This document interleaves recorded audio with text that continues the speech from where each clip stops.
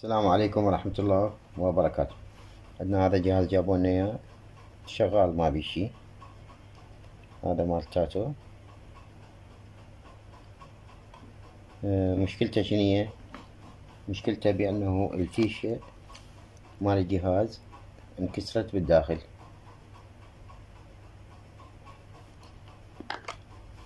فراح نبين لكم كيفية إخراجها، لأنه جاب لي إياه قال لي أنا ما أخفي عليك بأنه فتحته، بس ردت أطلع الفيشة ما قدرت. فراح نفتحه إن شاء الله نبين لكم طريقة إخراج الجزء المكسور.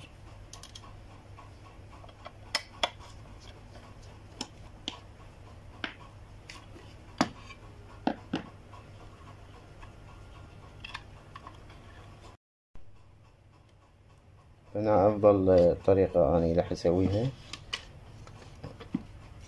أكو عدة طرق يعني واحد يسويها، بس أنا راح أدلكم على طريقة أساسية حلوة. هذا راح أبدي أقلعه من مكانه.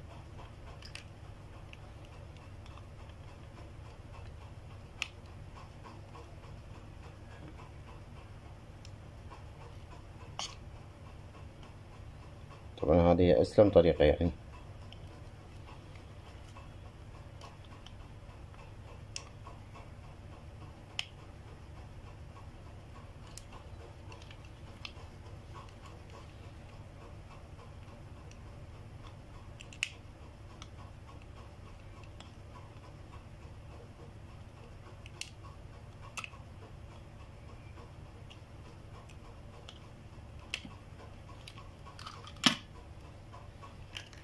طريقة سهلة وبسيطة بهالصورة هاي.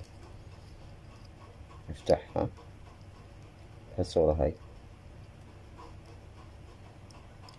هسه نبدي نفتح هذا الجزء بالصورة هاي.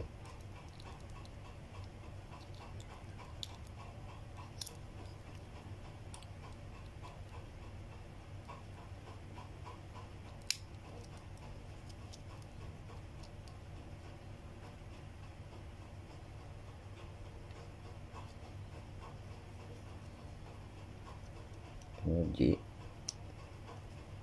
ادفع الجزء المكسور الى الخارج راح يطلع عندي بسهولة.